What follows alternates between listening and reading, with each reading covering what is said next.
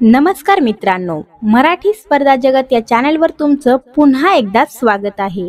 मित्रांनो, आज आपण बालमानसशास्त्र या विषयाचा प्रश्नसंच पाहणार आहोत. चला तर मग सुरुवात करूया. प्रश्न पहिला आहे, खाली दिलेल्या उदाहरणामध्ये कोणते उदाहरण हे विचार प्रक्रियेतील संबोधात्मक स्तराचे उदाहरण आहे? तर उदाहरण आहेत, रेडिओवरील गाणे ऐकताना त्यातील गेयता, स्वर, ताल, आशय इत्यादी विषयी विचार करणे.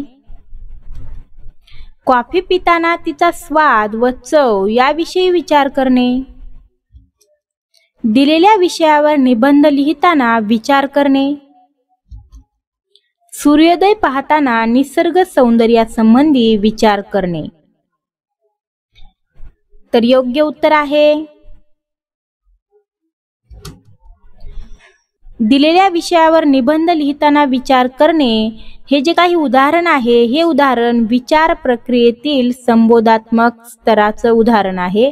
पुढचा प्रश्न, स्मरणाचा प्रमुख घटक ग्रहण यावर परिणाम करणारा एक घटक म्हणजे अनुभवाचे स्वरूप.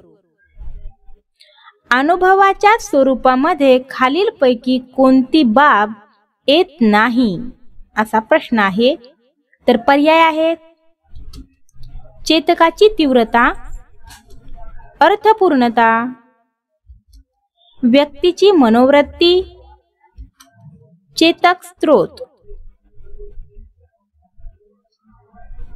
तर योग्य उत्तर आहे व्यक्तीची मनोवृत्ती. ही जी काही बाब आहे ती अनुभवाचे स्वरूप यामध्ये येत नाही. तर चेतकाची तीव्रता, अर्थपूर्णता आणि चेतक स्त्रोत ह्या ज्या काही बाबी आहेत त्या अनुभवाचे स्वरूप यामध्ये मोडणाऱ्या बाबी आहेत. पुढचा प्रश्न, खाली दिलेल्या विधानामध्ये विस्मरणाविषयीचे कोणते विधान योग्य नाही, म्हणजेच काय आहे, अयोग्य आहे, ते आपल्याला शोधायचं आहे. ज्या गोष्टीचे संक्रमण झालेले नसते त्याचे विस्मरण होते. विस्मरण होणे म्हणजे धारणेचा अभाव होय. भावनिक उद्रेकाच्या स्थितीत शिकलेल्या गोष्टीचे विस्मरण होत नाही. शारीरिक व मानसिक स्वास्थ्य चांगले नसताना शिकलेल्या गोष्टीची धारणा चांगली होत नाही आणि विस्मरण होते. ही जी काही विधानं दिली आहेत त्या विधानामधून विस्मरणाविषयीचे अयोग्य विधान आपल्याला या ठिकाणी निवडायचे आहे. तर ते अयोग्य विधान आहे, भावनिक उद्रेकाच्या स्थितीत शिकलेल्या गोष्टीचे विस्मरण होत नाही.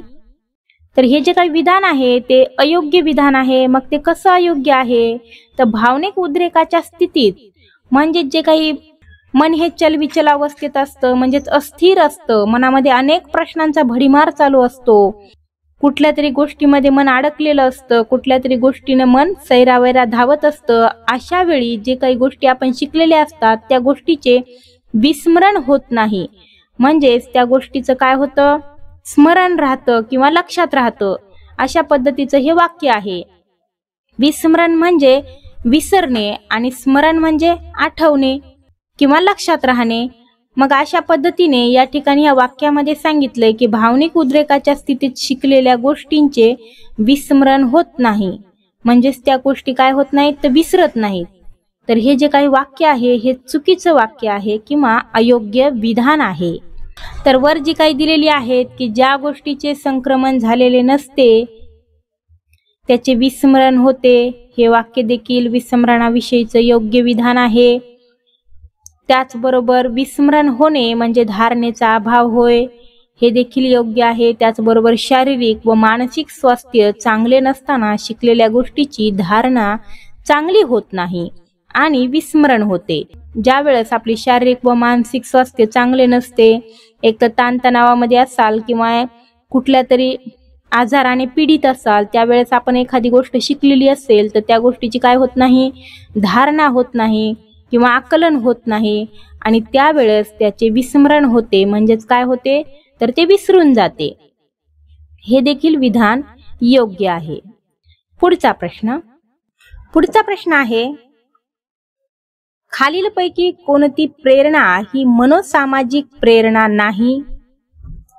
संपादन, संलग्न, कुतूहल व शोधन, उत्सर्जन. तर योग्य पर्याय आहे उत्सर्जन. ही मनोसामाजिक प्रेरणा नाही. तर संपादन, संलग्न, कुतूहल व शोधन ह्या ज्या आहेत त्या मनोसामाजिक प्रेरणामध्ये येतात. पुढचा प्रश्न, बुद्धिगुण व मज्जापेशी व मज्जातंतू यांच्या जोडणीवर अवलंबून असतात. जोडणीची गुंतागुंत जेवढी अधिक तेवढी बुद्धीची श्रेष्ठता अधिक, असे मत थॉर्नडाईक यांनी बुद्धीच्या कोणत्या उपपत्तीत मांडले? शक्तिवादी, संख्यात्मक, द्विघटक, अनेक घटक. तर योग्य उत्तर आहे संख्यात्मक उपपत्ती. बुद्धिगुण हे मज्जापेशी व मज्जातंतू यांच्या जोडणीवर अवलंबून असतात. जोडणीची गुंतागुंत जेवढी जास्त किंवा अधिक तेवढी बुद्धीची श्रेष्ठता अधिक, असे मत थॉर्नडाईक यांनी संख्यात्मक उपपत्तीमध्ये मांडलेले आहे. भावनिक बुद्धिमत्ता ही संकल्पना सन 1995 मध्ये जगासमोर आणणारे मानसशास्त्रज्ञ म्हणजे dash. Peter Salovey, William James, Daniel Goleman, John Mayer. तर योग्य उत्तर आहे डॅनियल गोलमन. भावनिक बुद्धिमत्ता म्हटलं की डॅनियल गोलमन हे निश्चितच, परंतु या ठिकाणी जे काही इसवी सन दिलेला आहे की 1995, यामुळे थोडा संभ्रम निर्माण होतो किंवा गोंधळ निर्माण होतो. परीक्षेत कमी गुण मिळाले तर प्रश्नपत्रिका फार अवघड होती असे म्हणणे म्हणजे डॅश संरक्षण यंत्रणेचा वापर करणे. नकारात्मक, आत्मताडन, तारतम्य, प्रक्षेपण. योग्य उत्तर आहे प्रक्षेपण. परीक्षेत कमी गुण मिळाले तर प्रश्नपत्रिका फार अवघड होती असे म्हणणे म्हणजेच प्रक्षेपण या संरक्षण यंत्रणेचा वापर होय. मानसिक संघर्ष कमी करण्याचे उपाय याबाबत खाली काही विधानं दिली आहेत.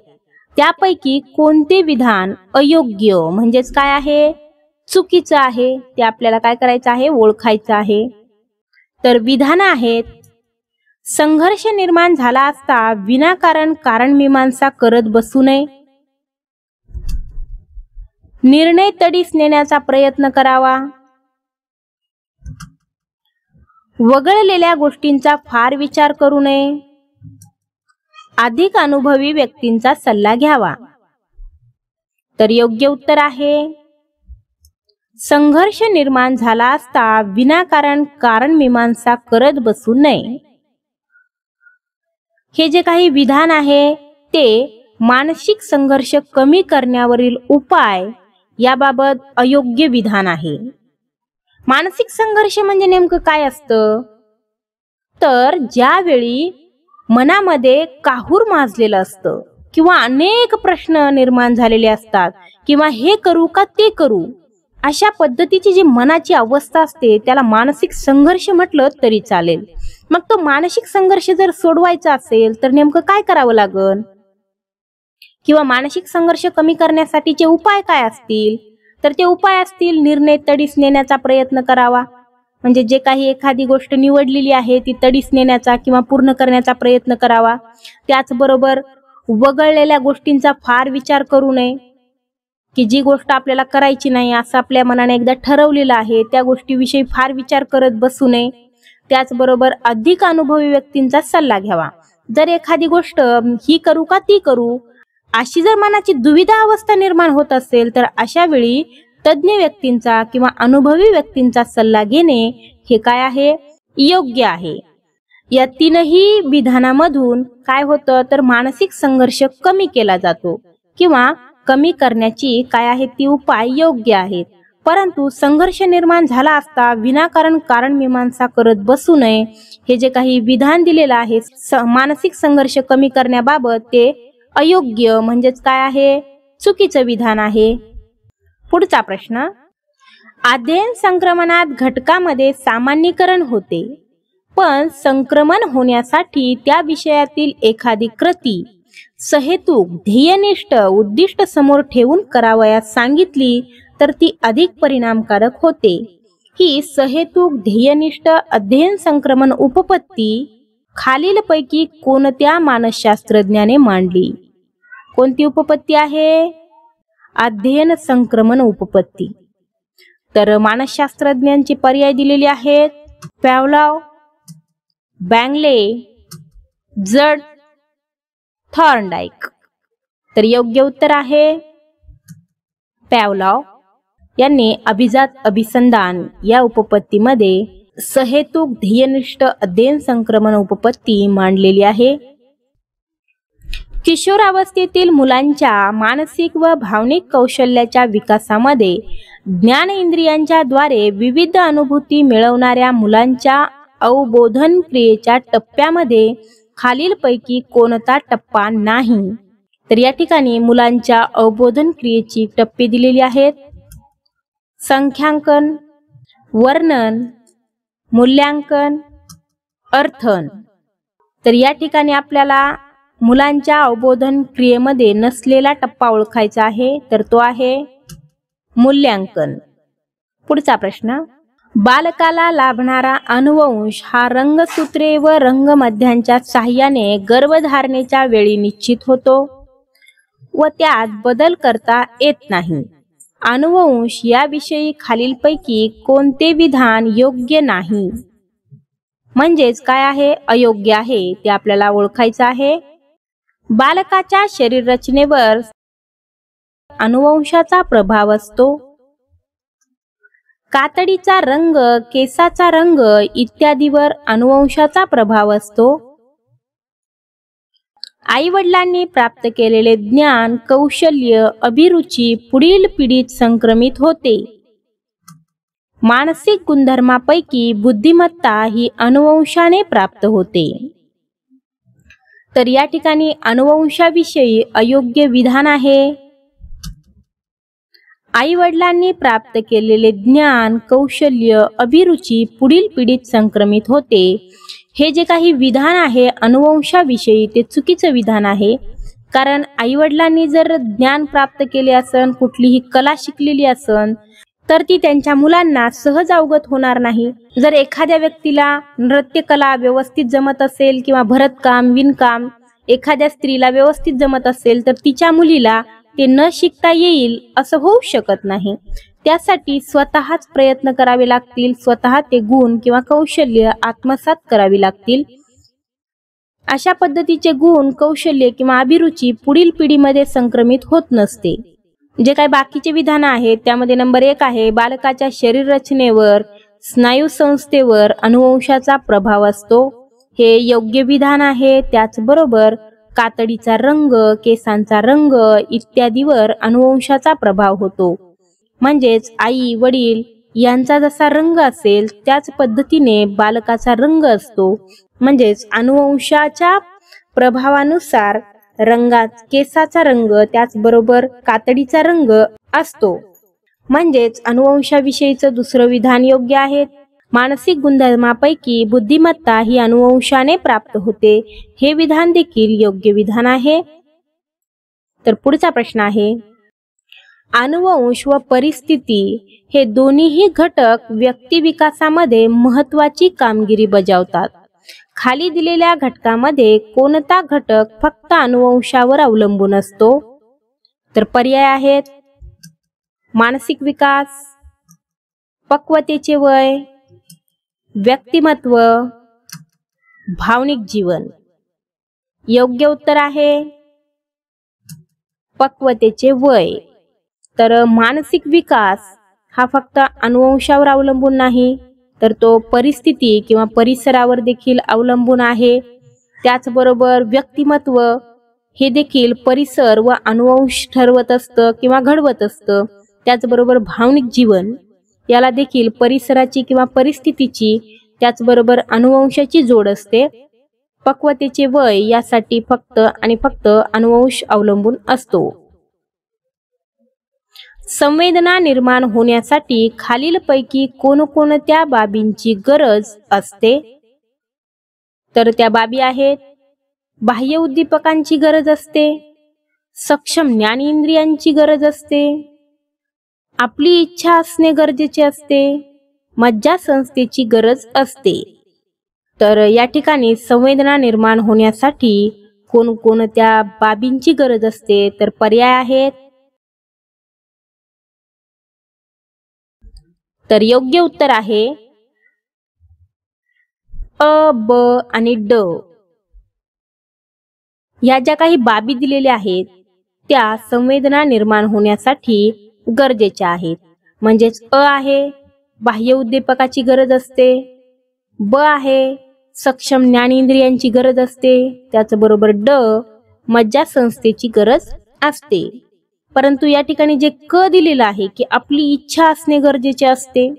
ज्या वेळेस आपण संवेदना अभ्यासत होतो त्यावेळी मी सांगितलं होतं, त्यामध्ये एक उदाहरण घेतलं होतं की ज्या वेळेस आपण उकिरड्याजवळून जातो त्यावेळेस आपल्याला वास घेण्याची इच्छा असो किंवा नसो, त्यावेळी तो वास आपल्याला येणारच, ती संवेदना निर्माण होणारच. म्हणजेच आपली इच्छा असणे गरजेचे असते का? तर नाही. इच्छा असो किंवा नसो संवेदना निर्माण होणार म्हणजे होणार. तर या ठिकाणी क ही जी काही बाब दिलेली आहे ती संवेदना निर्माण होण्यासाठी गरजेची नाही. एखादा उद्दीपक अपूर्ण असेल तर त्याला पूर्णत्व आणण्याचे काम मज्जासंस्था करते. उदाहरणार्थ EDN.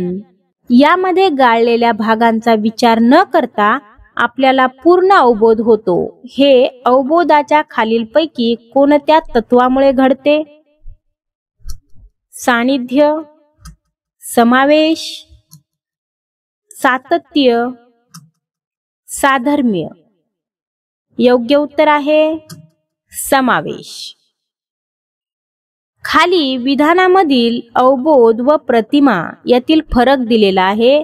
यापैकी कोणते विधान योग्य नाही म्हणजेच अयोग्य आहे? तर योग्य नसलेलं विधान आपण निवडणार आहोत. तर पर्याय आहेत. प्रतिमेमध्ये अवबोधापेक्षा जास्त जिवंतपणा जाणवतो. प्रतिमा ही अवबोधाची नकल आहे. प्रत्यक्ष वस्तूचा बोध तो अवबोध. पूर्वीच्या अनुभवाचे पुनर्जीवन ती प्रतिमा. अवबोध तुटक असत नाहीत, प्रतिमेत तुटकपणा जाणवतो. तर या ठिकाणी योग्य नसलेलं विधान आहे पर्याय क्रमांक 1. प्रतिमेमध्ये अवबोधापेक्षा जास्त जिवंतपणा जाणवतो. अवबोध व प्रतिमा यातील फरक जे दिलेला आहे त्यामधील चुकीचं विधान आहे किंवा अयोग्य विधान आहे.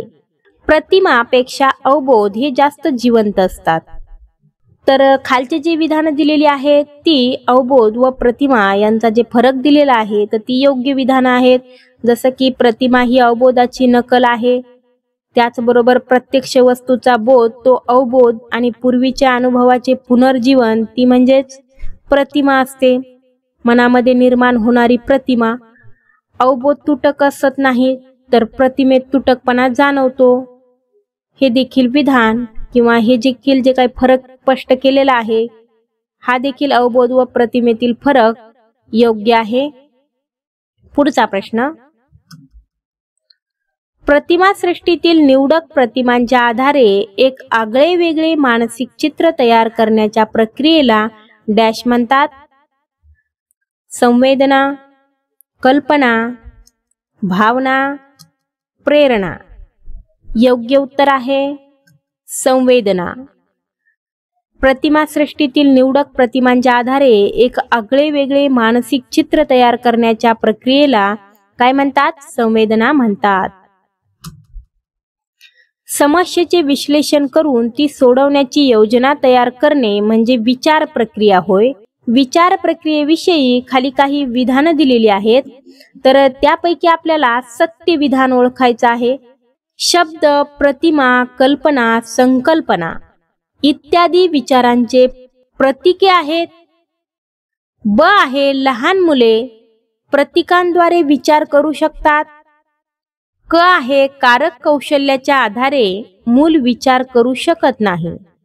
तर ड आहे पुष्कळ वेळा आपण तर्काने विचार करतो. तर पर्याय आहेत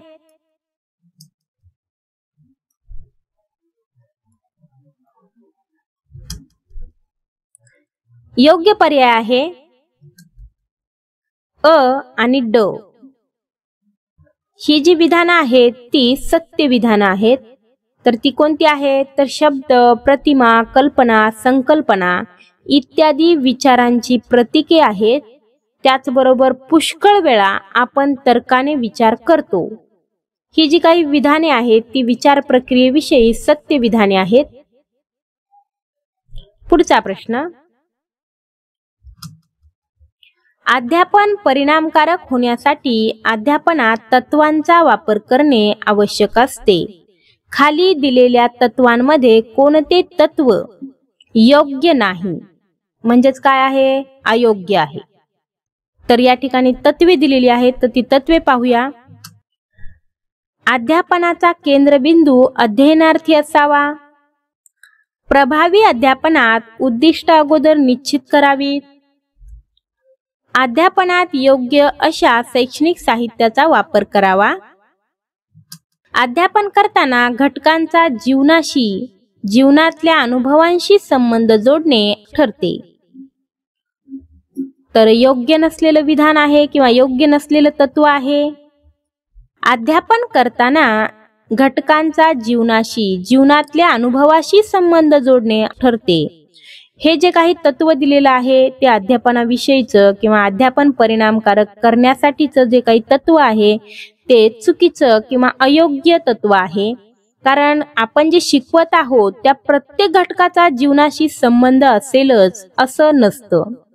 त्याचबरोबर वर जे काही दिलेली तत्वे आहेत की अध्यापनाचा केंद्रबिंदू अध्ययनार्थी असावा, हे देखील अध्यापन परिणामकारक करण्यासाठी उपयुक्त तत्व आहे. त्याचबरोबर प्रभावी अध्यापनात उद्दिष्ट अगोदर निश्चित करावीत, त्यामुळे देखील अध्यापन परिणामकारक होतं.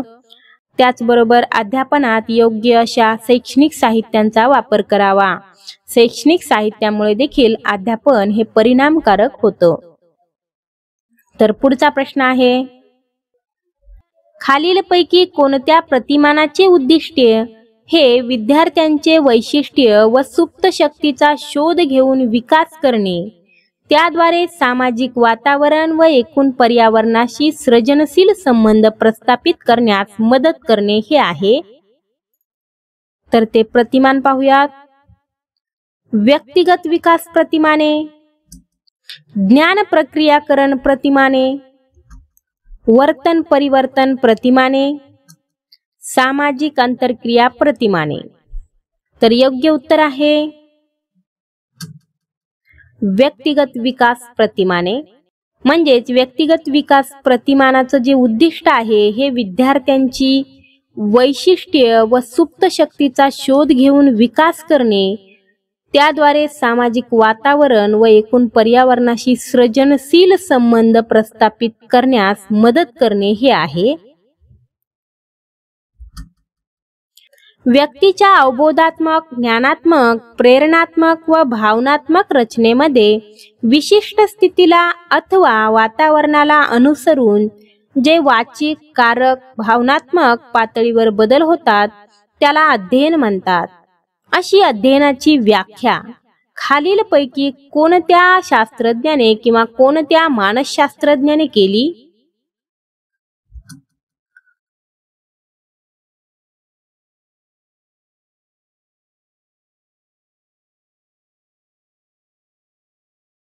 योग्य उत्तर आहे फ्रँडसन या मानसशास्त्रज्ञाने व्यक्तीच्या अवबोधात्मक, ज्ञानात्मक, प्रेरणात्मक व भावनात्मक रचनेमध्ये विशिष्ट स्थितीला अथवा वातावरणाला अनुसरून जे वाचिक, कारक, भावनात्मक पातळीवर बदल होतात त्याला अध्ययन असं या मानसशास्त्रज्ञाने म्हटलेलं आहे. पुढचा प्रश्न, खाली दिलेल्या विधानामध्ये कोणते विधान अध्ययनाचे वैशिष्ट्य दाखवते? तर विधान आहेत, सर्व प्राण्यांचे अध्ययन सारखे असते, दीर्घकाळ सराव केला नाही तर त्याचे स्मरण राहते, अध्ययनामुळे आकलन होते. अध्ययन ही जलद घडणारी प्रक्रिया आहे. तर अध्ययनामुळे आकलन होते हे जे काही विधान आहे ते अध्ययनाचे वैशिष्ट्य दाखवणारे विधान आहे. पुढचा प्रश्न, खाली दिलेल्या अध्ययनाविषयीच्या विधानामध्ये कोणते विधान अयोग्य आहे म्हणजे चुकीचे आहे? तर अध्ययनाविषयीची विधान आहेत, अध्ययनाने वर्तनात टिकाऊ स्वरूपाचे बदल होणे अपेक्षित असते. नैसर्गिकरित्या होणाऱ्या बदलांना देखील अध्ययन म्हणता येते. अध्ययन हे जाणीवपूर्वक घडून आणावे लागते. अनुभवातून संभवणाऱ्या वर्तनातील बदलास अध्ययन म्हणता येते. तर या ठिकाणी अध्ययनाविषयीचं अयोग्य म्हणजे चुकीचं विधान आपल्याला ओळखायचं आहे. तर ते आहे, नैसर्गिकरित्या होणाऱ्या बदलांना देखील अध्ययन म्हणता येते. तर हे जे विधान आहे ते चुकीचं आहे. तर अध्ययन हे जाणीवपूर्वक घडून आणावं लागतं. त्याचबरोबर टिकाऊ स्वरूपाचे जे बदल होतात ते देखील अध्ययनामुळे होत असतात. अध्ययनातून संभवणाऱ्या वर्तन बदलास अध्ययन म्हणतात. हे देखील विधान सत्य आहे किंवा योग्य आहे. पर्याय क्रमांक 1, 3 आणि 4 ही जी काही विधानं दिलेली आहेत ती योग्य विधान आहेत अध्ययनाविषयीची. पुढचा प्रश्न, मनावर दडपण येऊन त्याचा अध्ययनावर प्रतिकूल परिणाम होण्याची शक्यता असते. म्हणून शिक्षकाने खालीलपैकी कोणती बाब टाकून अध्यापन करावे? टाकून म्हणजे सोडून अध्यापन करावे, म्हणजे कोणती बाब अध्यापनात धरू नये? तर त्या बाबी आहेत, कठीण विषय सोपा करून सांगावा, विद्यार्थ्यांना अपयश पचवण्यास शिकवावे, विद्यार्थ्यांच्या समस्या समजून घ्याव्यात, विद्यार्थ्यांशी जेवढ्यास तेवढे वागावे. तर शिक्षकाने कोणती बाब सोडून द्यावी किंवा अध्यापनात त्याचा वापर करू नये? तर ती बाब आहे, विद्यार्थ्यांशी जेवढ्यास तेवढे वागावे. केवळ अध्ययन अध्यापनापुरता विद्यार्थ्यांचा आपला संबंध आहे अशी भावना शिक्षकाची कधीच नसावी. पुढचा प्रश्न आहे, डॉक्टर ब्लूम यांनी मांडलेल्या प्रभुत्व संपादन उपपत्तीविषयी खालीलपैकी कोणते विधान योग्य नाही? योग्य नाही म्हटलं की अयोग्य विधान शोधायचं.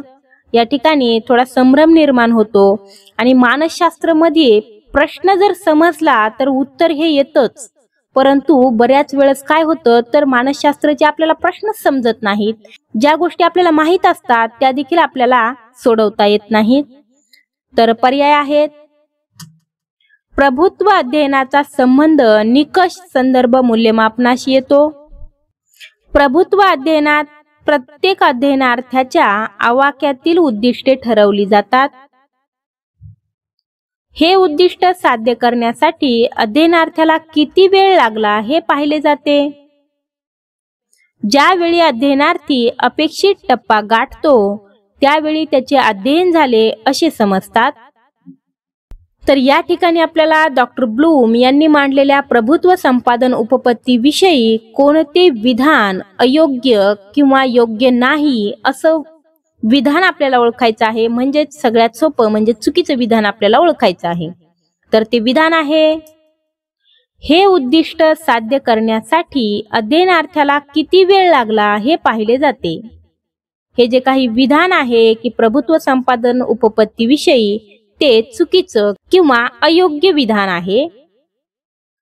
तर बाकीची जी विधानं आहेत ती प्रभुत्व संपादन उपपत्तीविषयीची योग्य विधानं आहेत. पुढचा प्रश्न, अर्भकामध्ये काही मूलभूत प्रतिक्षिप्त क्रिया व त्यांचे संभवनीय कार्य दिलेली आहेत. त्यांच्या योग्य जोड्या तयार करा. तर या ठिकाणी आपल्याला एका बाजूला प्रतिक्षिप्त क्रिया व संभवनीय कार्य दिलेली आहेत. तर यानुसार आपल्याला त्यांच्या योग्य जोड्या लावायच्या आहेत. तर पहा, नंबर 1 ला दिलेला आहे चकित होण्याची क्रिया करणे. नंबर 2 आहे पोहण्याची क्रिया करणे. नंबर 3 मुळापासून डोके हलवणे. तर नंबर 4 आहे पाऊल टेकवणे. तर याच्या योग्य जोड्या अशा आहेत. तर पहा, चकित होण्याची क्रिया करणे संरक्षण करणे, पोहण्याची क्रिया करणे म्हणजे धोका टाळणे, मुळापासून डोके हलवणे म्हणजे अन्न सेवन करणे, आणि पाऊल टेकविणे म्हणजे स्वावलंबन. अशा पद्धतीने या ठिकाणी आपल्याला प्रतिक्षिप्त क्रिया व संभवनीय कार्य यांच्या जोड्या लावता येतील. पुढचा प्रश्न आहे, वाचन अक्षमता असणाऱ्या विद्यार्थ्यांबाबत खालीलपैकी कोणती बाब अयोग्य आहे? वाचन अक्षमता असणारे म्हणजे ज्याला वाचता येत नाही अशा विद्यार्थ्यांबाबत ज्या काही बाबी दिलेल्या आहेत, तर त्यापैकी आपल्याला चुकीची किंवा अयोग्य बाब ओळखायची आहे. शब्द आठवणे कठीण जाते, अंकांचा क्रम चुकीचा लावतात, अनावश्यक अक्षरे जोडतात, कागदावर लक्ष केंद्रित करू शकतात पण डावीकडून उजवीकडे वाचताना अवघड जाते. तर या ठिकाणी आपण वाचन अक्षमता असणाऱ्या विद्यार्थ्यांबाबत कोणती बाब अयोग्य आहे ते आपण या ठिकाणी शोधत आहोत. तर ती अयोग्य बाब आहे, कागदावर लक्ष केंद्रित करू शकतात पण डावीकडून उजवीकडे वाचताना अवघड जाते. ही जी काही बाब दिलेली आहे वाचन अक्षमता असणाऱ्या विद्यार्थ्यांबाबत, तर ती जी बाब आहे ती चुकीची बाब आहे. तर वर ज्या बाबी दिल्या आहेत, शब्द आठवणे कठीण जाते, वाचन अक्षमता असणाऱ्या विद्यार्थ्यांबाबतची योग्य बाब आहे. त्याचबरोबर अंकांचा क्रम चुकीचा लावतात, अनावश्यक अक्षरे जोडतात, ही जी आहेत ती योग्य विधाने किंवा योग्य बाबी आहेत वाचन अक्षमता असणाऱ्या विद्यार्थ्यांबाबत. पुढचा प्रश्न, मस्तक ग्रंथीतून स्त्रावणाऱ्या स्त्रावाचे प्रमाण वाढल्यास व्यक्तीची बुद्धी वाढते, व्यक्तीच्या वर्तनात अस्थिरता वाढते, शरीराची अवास्तव वाढ होते, व्यक्तीची कामवासना वाढते. तर काय होते? शरीराची अवास्तव वाढ होते. पुढचा प्रश्न, व्यक्तीचे इतरांहून वेगळेपण दाखवणारे आणि त्याच वेळी इतर व्यक्ती त्या व्यक्तीशी कसे वागतात हे निश्चित करणारे स्थिर स्वरूपाच्या वैशिष्ट्य असामान्य संघटन म्हणजे व्यक्तिमत्व. अशी व्यक्तिमत्वाची व्याख्या खालीलपैकी कोणत्या मानसशास्त्रज्ञाने केली? Norman Elman, G.W. Allport, G.A. Kimble, J.B. Watson. तर योग्य उत्तर आहे G.A. किम्बल. अध्ययन उपपत्तीच्या वर्गीकरणातील साहचर्यवादी उपपत्तीमध्ये खालीलपैकी कोणत्या मानसशास्त्रज्ञाचा समावेश होत नाही? वॅटसन, ग्रुथी, हल, आसुबेल. तर अध्ययन उपपत्तीच्या वर्गीकरणातील साहचर्यवादी उपपत्तीमध्ये कोणत्या मानसशास्त्रज्ञाचा समावेश होत नाही? तर तो मानसशास्त्रज्ञ आहे आसुबेल. पुढचा प्रश्न, खाली दिलेल्या उपपत्ती व त्यांचे जनक यांच्या योग्य जोड्यांचा पर्याय ओळखा. तर या ठिकाणी आपल्याला उपपत्तीचे जनक आणि उपपत्त्या दिल्या आहेत, त्यांची योग्य जोडी ओळखायची आहे आपल्याला. तर या ठिकाणी जनक दिलेले आहेत पॅव्लॉव, थॉर्नडाईक, कोहलर आणि स्किनर. तर कोणाची कोणती उपपत्ती आहे ते ओळखायचे आपल्याला. तर योग्य जोड्या आहेत पॅव्लॉव अभिजात अभिसंधान उपपत्ती, थॉर्नडाईक सहसंबंध उपपत्ती, कोहलर मर्मदृष्टीमूलक उपपत्ती, स्किनर साधक अभिसंधान उपपत्ती. हे आहेत योग्य जोड्या. मित्रांनो, हे होते आजचे प्रश्न. तुम्हाला हा व्हिडिओ कसा वाटला हे नक्की कळवा. तुमचा अभिप्राय आम्हाला प्रेरणा देतो.